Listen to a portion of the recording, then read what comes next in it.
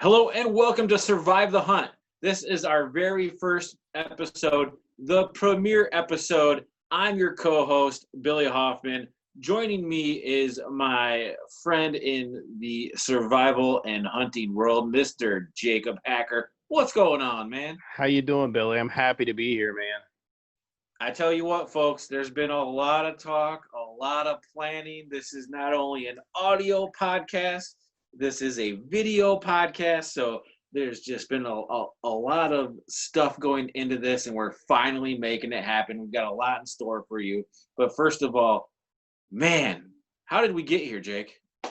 It's been an interesting road to end up on this one, hasn't it? Yeah, that's why I asked you to explain it. I gotta say, we look good on this video. I'm admiring us. We are some good-looking guys. I think it's still true that the camera adds 30 pounds. So right now I'm rocking right in that 300-pound range on camera. So, there's that. But anyway. Anyway. No, man, I appreciate you being here and going through this with me. It's going to be fun. I'm excited. I'm excited to add your expertise and your experience, and everything we're going to cover between the hunting stuff, the survival stuff, the bushcraft stuff. You bring a lot to the table, and I'm honored that you're on here with me, man. Hey, there's no secret. I've had plenty of podcasts in the past, and pretty successful ones, especially in the outdoors industry. And I left them all to come be with you on Survive the Hunt. But the reason I did that, sir, is mainly because anyone that listened to any of my past podcasts, whenever you were a guest, those were always the most downloaded episodes. And I think it's because naturally, you're one of my best friends in the whole world, and we have that camaraderie, and we agree and disagree. It's just a good back and forth discourse between us two. And I think that makes for good listening. Now, hopefully, with Survive the Hunt, it makes for good watching as well. But it was a really easy decision to make to partner up with you on this. And you mentioned, the bushcrafting, the survival, the hunting. We're going to talk some prepping. We're going to talk all kinds of stuff that's pertinent to not only the people that think and live like we do, but also the people that we're trying to inspire to approach life or just survival in general like we do. Yeah, no, absolutely. And I think it's going to be interesting because as long as you and I have been friends and the thousands of conversations we had, I think there's a lot of stuff that we're going to talk about in this that we've never discussed before. So I think there's going to be some really good back and forth and open, just honest communication about what our thoughts are on it. I think it's going to be really cool. Yeah. So I totally agree. But even though we've had lots of these conversations recorded before in a past life and whatnot, people still may not know who we are. So who are you and why are you a survival expert? Tell us a little bit about yourself. Well, for anybody who doesn't know me, go check out Facebook or Instagram at Survive the Hunt. Again, my name's Jacob. I've been a professional here in the outdoor industry for the better part of 10 years now, and I've been involved in the hunting and survival world since I was a teenager. I started at 17. I got to travel over to Africa, and that's where I picked up my first real taste of not only the professional hunting world, but also that primitive survival and bushcraft skills, firsthand right there from the native Zulu people. And it was such a cool experience. It was just something that I kept with me through my youth. And, for the last almost 20 years now, it's been an everyday part of my life, that hunt and search for survival, for primitive and ancestral skills, gaining that appreciation, and really just trying to learn and share anything that I can. I think one of my best characteristics, Billy, see if you agree with this one or not, but is the ability to share what I know and the opportunities that I've had, and the willingness to do so. And I hope that comes across while we're talking here. And I hope people get a lot out of it. I would totally agree. And correct me if I'm wrong. We don't need to go into our actual college educations and whatnot. But I know I studied I studied education and teaching, and I think you did as well, right? No, not even close. No? I Oh, okay. I actually started studying business. And then I decided Okay. I didn't want to do that. And then I studied criminal justice for a little bit. And that's what I finished on. But after that, I've got a law enforcement background. I actually did study teaching and instruction in a law enforcement capacity. So Yeah, see, I I think do that's have a where small background there. yeah, I think that's maybe, you're such a good instructor. In no, yeah, I like your teaching style. And the thing is, it's you're one of the few people that I've learned over the years from with zero freaking ego. You're not you're not teaching people to say, I do it this way because I'm the best. You just teach them your way. And I've always appreciated that about you. Well, I appreciate you saying that. And that's one of the things that I really have to work on because in the hunting and survival world, like ego does play such a big part of it, man, because it's such like a manly thing to do. Like your chest puffs out a little bit when you rub two sticks together and make a fire out of it. It is something to have some bragging rights about. But I look back to when I was first starting to learn hunting when I was a teenager. My family was going through some rough times, and some older guys at my church actually took me under their wing and kind of taught me the whole hunting thing. And just some of the most nicest, genuine people, that I've ever been around. And it was that positivity and that lack of ego and willing to bend down to my level to teach me that really got me through some rough times and got me really loving that lifestyle. And then, getting older now, you tend not to rely on those older guys if you can even find them. And in the survival skills in the primitive world, it's been hard to find that mentor without the ego. And not saying they're not out there, it's just tougher to find.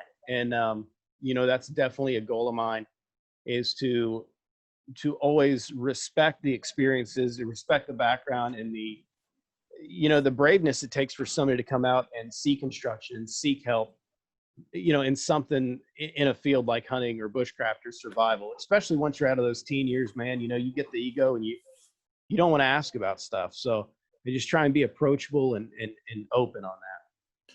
Yeah, and I think it can be tough because, let's be honest, to do what we do takes a little bit of ego.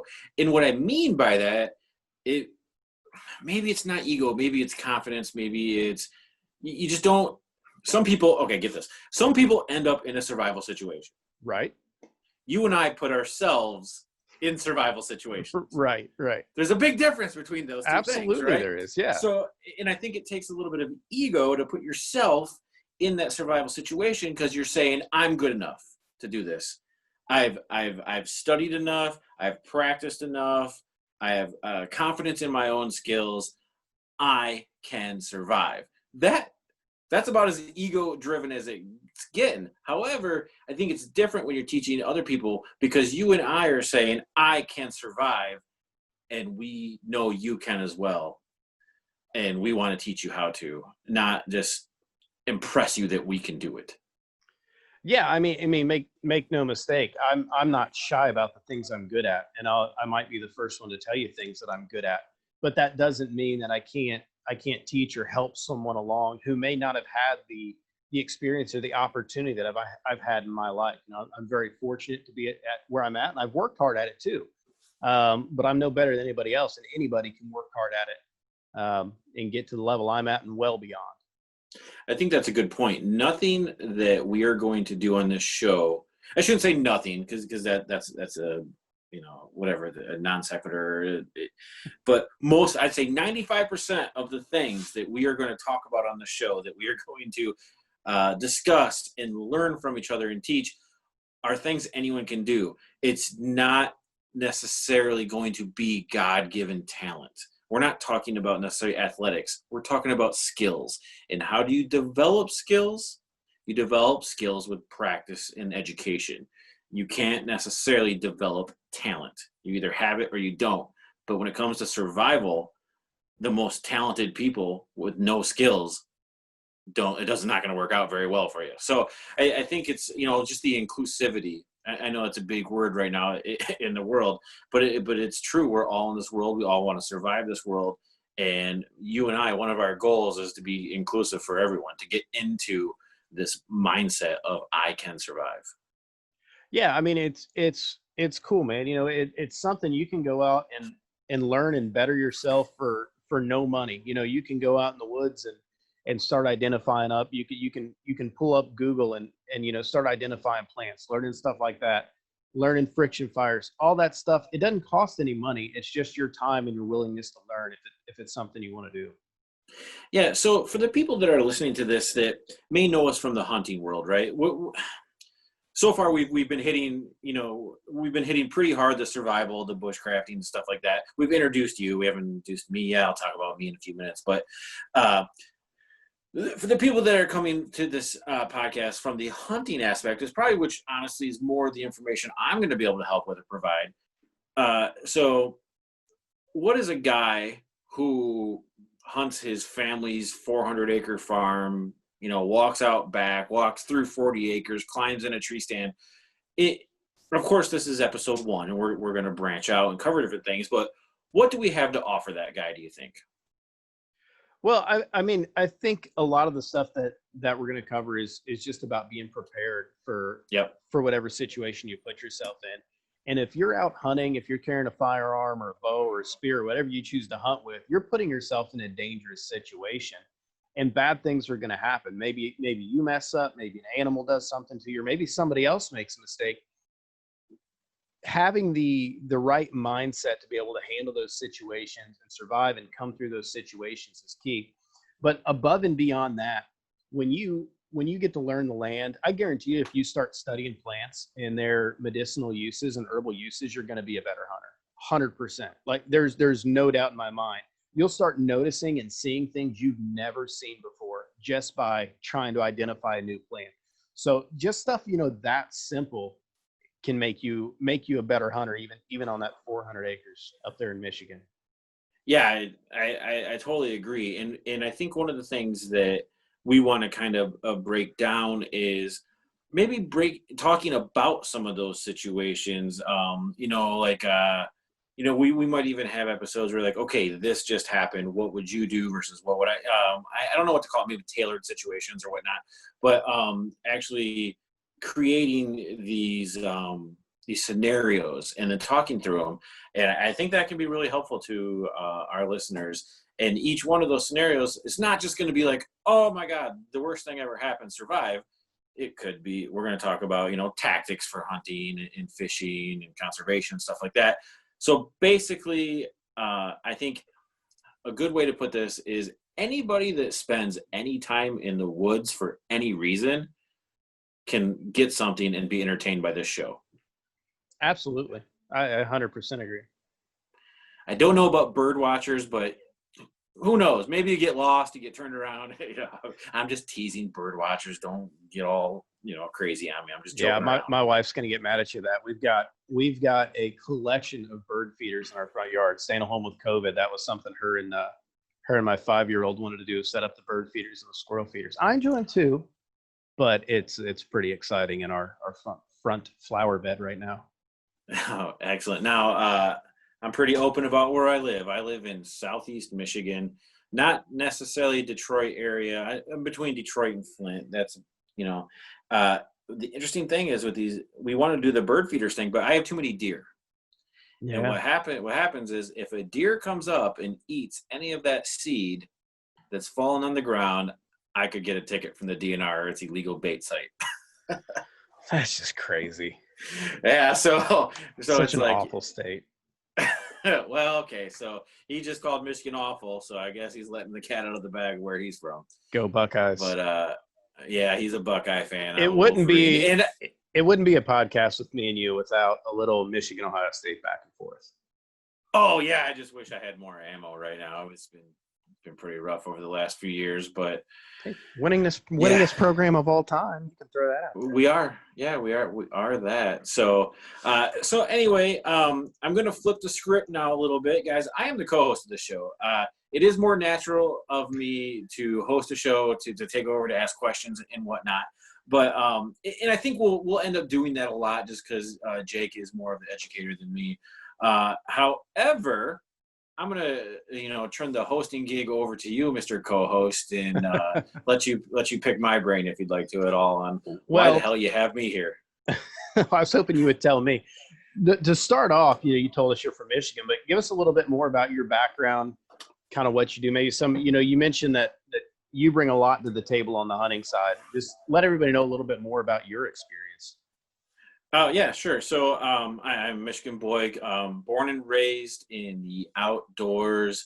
I was kind of one of those kids that always had a desire for hunting and fishing and trapping. And, I played sports, but it sucked playing high school football when I really wanted to be out in a tree stand. I just had this insane natural drive. Now, I didn't grow up with a dad for a lot of years. I actually had a guy named my uncle, and he's technically like my birth father, second cousin, but age group and everything, you call him uncle. Now, this guy raised me in the woods. He was it was my Uncle Tom. He was always taking me, fishing, and I could bounce around on the rabbit hunts with him long before I was able to actually hunt.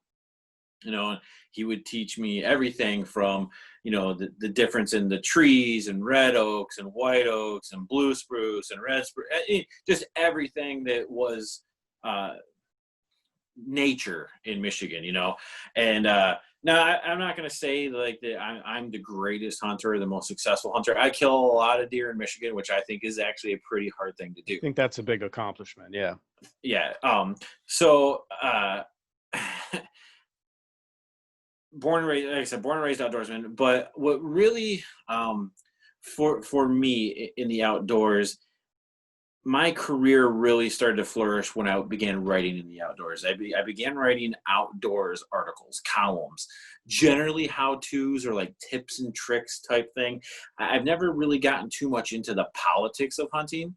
I pay attention to it, but I don't necessarily. I've never really focused on that. It's never really been my focus. So when I started writing for Michigan Outdoor News and Michigan Bow Hunter News, and I just really started to grow a readership, grow an audience, but everyone knew me as an article guy, right? And I wrote columns. I usually mixed in some humor into the columns in funny situations, because we'll get to that in a minute about me trying to be funny. But the thing is, I had all these people that read me. They read me every month in the back of these like local, I wrote for the local newspaper. I was the outdoor contributor for the newspaper, stuff like that. Well, unfortunately, life sometimes takes turns, right? And my uncle took his own life, and he was ill, and the guy was a funeral director by trade. So this guy was intimate with death. He had spent his life around it, and it really dude, it messed me up. So it was akin to losing your father. Now, my mom got remarried some years later, and my stepdad is an amazing guy, and I refer to him as Dad. Actually, I named my son after him. He's the guy that stepped in and was awesome, but not into the outdoors at all, right? Sure. So here I am, reeling from this loss of my uncle, the guy, that taught me everything in the outdoors. And I'm not ashamed to say this, okay? I have a law enforcement background, criminal justice, just like you. And another thing that we bond on. Yeah. And luckily, with my department, we have a really good program where if you need to talk to someone, they're there for you. And I'm not ashamed to say I suck out. I look for professional help, and I got it.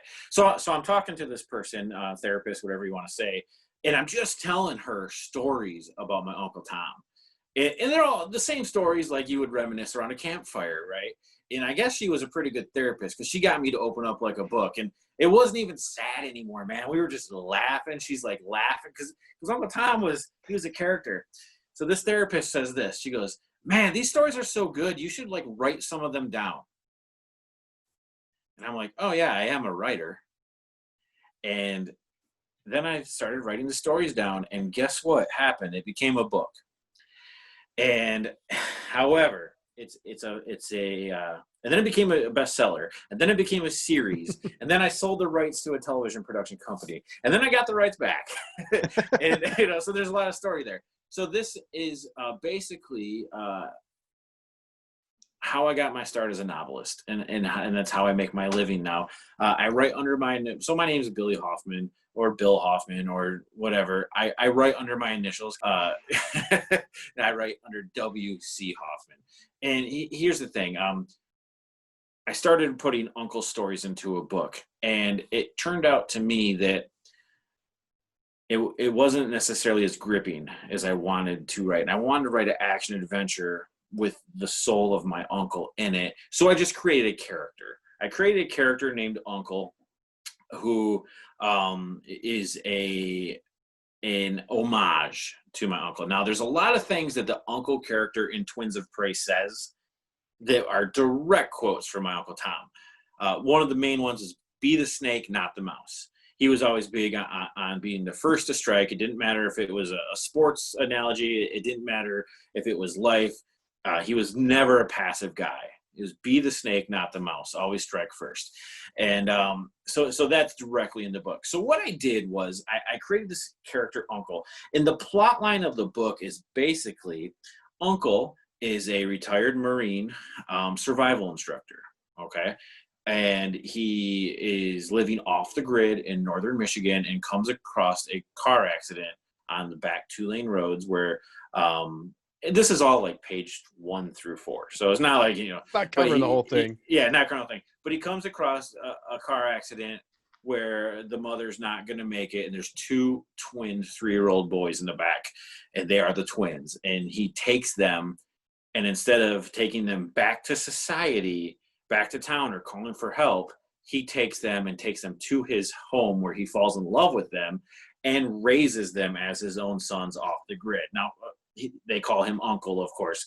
But yeah, he finds 2 orphan boys and raises them to be totally self-sufficient, totally survival. And if the world would have left them alone, if the world would have stayed away from them, they would have been perfectly fine. But what happens is, and sometimes in society thinks they know what's best for the individual. So again, page number 2, Uncle dies. No spoiler. Don't waste any time there. No, but he comes back, and the boys to hear he comes back through the boys and the things that they've learned and whatnot.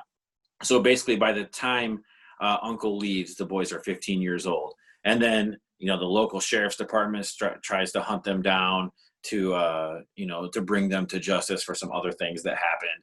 And that's book 1. And book 2 is all about them sneaking around throughout the entire town. Book 3 is, I don't want to give too much away, but you guys, Twins of Prey. So if you want to read my books, that's one of the reasons we're doing the show, right? I want you guys to read my books. Absolutely. There is a ton of hunting action. There is a ton of human on human survival type action. There is a ton of actual real life survival techniques that would work for you that you can learn from if you read Twins of Prey. Now, you can read it as an ebook, you can read it as a print book, or you can even listen to it as an audiobook. The whole series is available in all 3. I have an author website. I can send you there. No reason to do that. Just go to Amazon, type in Twins of Prey, get it through there. It's the best way to go. So I write Twins of Prey as an homage to my uncle, Jake, thinking that, okay, I'm going to get this off my chest. It's going to help me heal. And guess what? It becomes a bestseller. Yeah. So no, it's awesome, man. I've read all 3 of them. I love them. And I would second what you just said. If you're listening to this podcast and you've stuck around this long so far, you're going to like the Twins of Prey series. Definitely go to Amazon and check that out. But I have a question about Twins of Prey. Sure. Is there going to be a number 4? Absolutely. Earlier, I kind of foreshadowed that I had sold the production rights, right? So I did that. I didn't know this part of the story, by the way.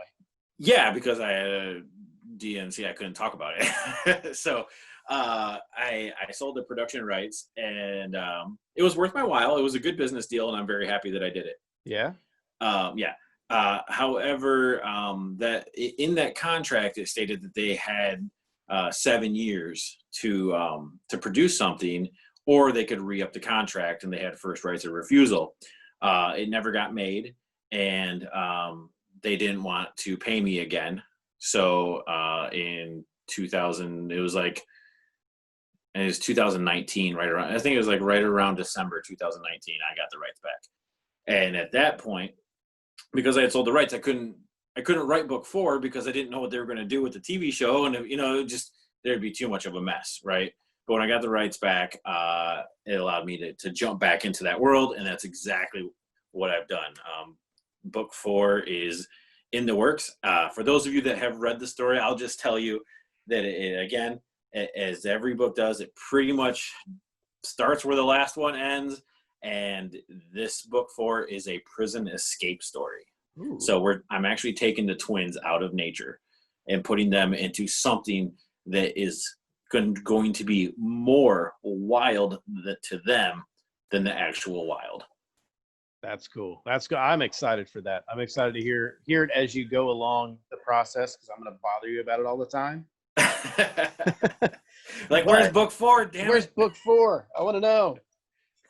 But outside of being an author, though, I think there's a couple other professions that are going to come into play while we're doing this. Well, the first one's actually not going to come into play at all, I hope. It's the wedding officiant thing, which still is weird to me that you do weddings. But secondly, the reason it's weird to me that you do weddings is the comedian part. So sure. Billy is also a professional stand-up comedian, and he's pretty funny most of the time. I don't know. Expound more on your comedic abilities, because we haven't talked about this, but I actually think it's really cool in a survival aspect. The comedy that you bring to the table as well. Yeah. So, okay. Geez, where to go? It kind of reverts back to Uncle. Uncle was a huge prankster. Uncle liked to laugh. I kind of inherited that from him as well. And Uncle was an amazing musician, right? He played banjo, guitar, piano, and that all transferred into me as well. My grandmother, on the same side of the family as Uncle, my grandmother was a country music studio session singer. So she would sing like the backup, like the oohs and ahs and stuff like that on country music records. So performing in music has always been in my blood.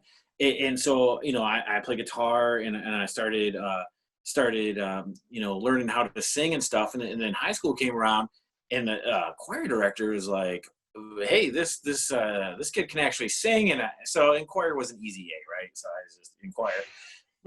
Sorry. So it was an easy A, right? So we go to this music competition in Chicago, and I'm getting to comedy. I promise. I believe so we go to this music competition in Chicago, and there's a group there from Disney. And I won't say they're scouts, but they were kind of like marketing, like, hey, come audition, blah, blah, blah. It was like a show choir camp type thing. So I do that. I audition. I end up performing at Disney as a singer for 3 years. My roommate at Disney is a magician. So I start learning magic from him, because it's like, I'm like, holy crap, these girls like magic. So like, I'm doing magic to actually like impress girls. Because like, I'm glad your motivation was in the right place. Oh, every girl at Disney is beautiful. They don't hire ugly people to be on stage. So that's the great thing, right? And then let's just call a spade a spade. Most of the guys there singing with me, they weren't interested in the pretty girls. Understood. It was a target-rich environment. Okay, so I'm learning magic and just and singing, and I leave Disney. I come back. I go to school. I go to college. And I need a job, and I'm like, well, I know all this magic, right? So I see like the local Buffalo Wild Wings has a magician on Wednesday nights. So I basically go up to the manager, steal that guy's job by undercutting him, which is like an awful thing to do, right? But, and I'm probably half the magician he is, but I started doing magic full time. Now, every time I was performing magic, I was doing comedy magic. I'm always mixing comedy, always mixing humor into it, because I wasn't technical enough to be like, just let the magic sit on its own. I always had to have something else into it. Now I started doing these corporate gigs, right? And I started finding out when I'm doing them that I'm doing a 45-minute magic show and 30 minutes of it is stand-up comedy. And then I'm like, why in the heck am I lugging all these props around? Dude, I had ferrets. I had a chicken at once. I had a couple doves. I had a kinkajou, which is like a baby kangaroo in my show. I had like all this crazy stuff. Hold right? on, where do you get a baby kinkajou? Where do you? Well, It's not at the pet store. No, I was working at a theme park, and the dude at the theme park had all this stuff. And he didn't have to really train it. I just throw it in a box and make it appear. Oh, there's a or I keep saying raccoon. I don't know why, but there's a kangaroo on stage, right? It's like knee high. So I had all this crazy stuff, right? So, so what I did was I kind of just transitioned out of magic, okay, and into comedy. Now, what we're talking a lot. I'm sorry, but what was the major motivation for that? Well, in January of 2017, I was working out and I had some crazy left pain in my shoulder and in my arm, and it was like crushing vice. Now, I've done CPR on enough people to know that something was wrong. You just know your body, something was wrong. And I actually drove my patrol car to the emergency room. Wow. And I said, something's wrong, started taking off my gear. I went in at 2100 hour, 9 o'clock at night, and I was on the surgery table by 5 a.m. I had a 12% chance of living. I had an 88% blockage of my LAD artery, which is the left anterior descending. When you have what I had, it's called the Widowmaker for a reason. For those of you that know the comedian, director, writer, Kevin Smith, him and I had our heart issues right about the same time. Now, what's the difference with mine is I did not actually have a heart attack. A lot of people, even people in my family thought I had. No, all the tests came back clear. There was actually no damage done to my heart. I was going to have a heart attack. You caught it right ahead of time. Yeah. Honestly, within minutes, I got off the treadmill. And I who knows if I'm here, probably not. Let's be real. Probably not. But I'm here. So I had a long rehab with that because you got to do cardiac rehab. And this is before I could put, the badge back on, the vest back on again and go back to work. And during that rehab, I thought, I got to get out of the house and we're going to go to a comedy show, which is something to do. Right. Yeah. So we go to this comedy show and I thought it was just a comedy show, but it turns out it was an open mic night. And I'm sitting there and I'm going, I've got like 40 minutes of comedy. It needs to be a little updated, but why not? So I went up. So I signed up and I went up and it went terribly. It was all right. Like people laughed at me, but it wasn't. If it's audio appropriate, what joke did you start off with? Do you remember?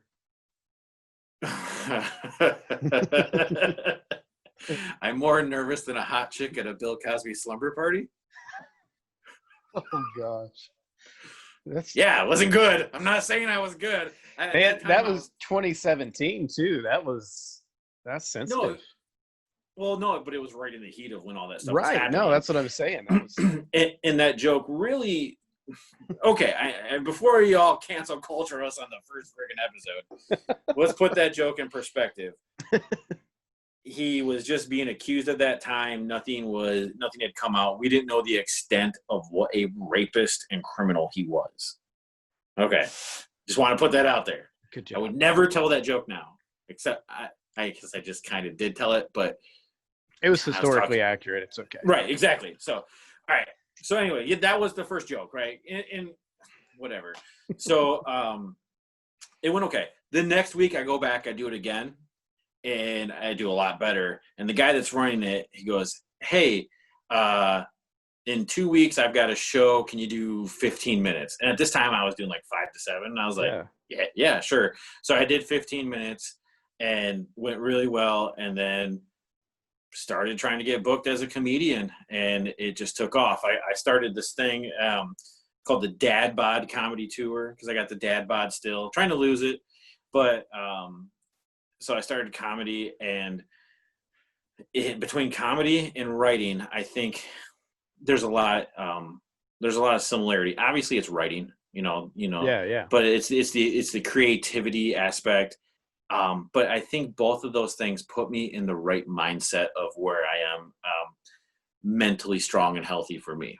So, all right. So that's what you heard about me. I'm an outdoorsman. I'm a writer. I was a magician. I guess I still am. It's not like it goes away. And I am a ordained minister. I officiate weddings, and I am a comedian. And now I host a podcast with this guy. You do, and I'm glad you do. I'm glad you survived your almost heart attack and your first comedy club experience. Isn't it? Listen to that story though. Isn't it interesting? Like you put yourself out there, and then opportunity shows up. Like with the comedy thing, like you put yourself out there on a limb. Like that's how my career professionally, where I'm at now, working full time in the outdoor industry, it happened the same way. Volunteering, working for free, putting yourself out there. And like that's something I'm so big on, man, is people have to put themselves out there and just start things and just see what opportunities come out there, whether it's career wise or survival wise or hunting opportunities, whatever it is. Being brave enough to put yourself out there, I think it's really cool, man. Yeah, I mean, I'm someone much smarter than you and I. Fortune favors the bold. Or triumph is just a little bit of oomph added to your try. I'm trying to think of anything else. That was they're rough. not. I can't listen to that one with a straight face. Dude, Too cheesy. It's on the wall in my gym. Is it really? Yeah. The heart attack gym, or you got a new one now? No, I go to the new one now. The heart attack gym. Yeah, no. I wouldn't trust that one anymore. So, but anyway, yeah. People always say, how do you write a book or how do you write anything? And I tell them, you got to earn it. You got to spend the time. You got to put yourself out there. People get so involved in then how do I get it? How do I get it edited? And what about a book cover? And what about published? And what about ebook? No. Step one. Start at step one. And you mentioned step one earlier. Put yourself out there. You got to do the work. And I think when it comes to this show and this podcast, we're going to motivate people to do that. But I also think we're also going to give them a good amount of the best practices so they can avoid some of the mistakes that you and I made along the way. Absolutely. Starting on it is always step one. I think we as people, and men especially, like we tend to over plan things because we want everything to be perfect. And that is something I think everybody out there listening is going to realize is a very common theme. Is we want you to start. We'll tell you every mistake we made. Understand you're going to make some too. That's okay. That's where the best lessons come from, and that's where you learn a lot.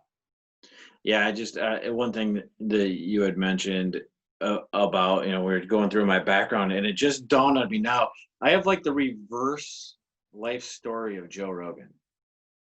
Like he was a comedian first and a writer, and then became a hunter and podcaster. And I was a hunter first, and then became a comedian, and then became I'm not putting myself on his level at all. I would like to see you two fight. I would like to see you and Jerry fight. Why? That'd be stupid. I'd get destroyed. But I can tell you this: I can beat him at competitive archery. Ooh. And there's no. I've seen the scores he shoots. I shoot better than that. So the thing is, if he's probably better at the mental game than I am when it comes to that. So I'm sitting here wearing a Levi Morgan shirt. I shoot competitive archery. It's what I do. So we talked about earlier about developing skills and God-given talent. Flinging an arrow through the air is one thing that the good Lord he gave me, and I've just really, my brain works that way. It just does. So, but anyway, getting a little off topic here. It's pretty good episode 1. I feel like I know who you are and why you're here. I still feel fortunate that I'm here because I don't feel as egotistical or as competent that I have as much to bring to the table as you. But hopefully throughout, I did tell a Bill Cosby joke, so that's what I'm here for, right? Yeah, we'll see if you're back for the next one, but if they let you back on after that. No. Oh, that's good. So we still have to work out how we're going to end the show. So I'm going to go ahead. I've talked way too much, but I do want to make sure to tell you people this. If you take anything away from this first episode, it's this. You need to visit Survive the Hunt. You need to visit it on Facebook and definitely on Instagram. We have a Facebook page, a Facebook group, and the Instagram. Go to Survive the Hunt. Definitely like, follow, do all that. For those of you that are on YouTube right now, what's that? The bell. You click the bell to subscribe. Yeah, you got to subscribe. You get the notifications every time we release an episode. Yep. So subscribe and then click the bell, I think is how it works, right? And then you get a notification.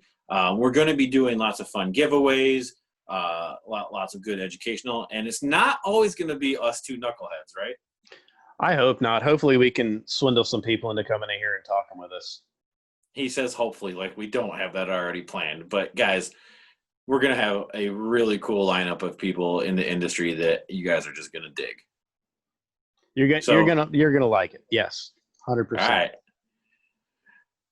So for Jacob Hacker, survival expert extraordinaire, I'm W.C. Hoffman, best-selling author. This has been Survive the Hunt. I don't know if that was good or not, but that's how we're ending number 1.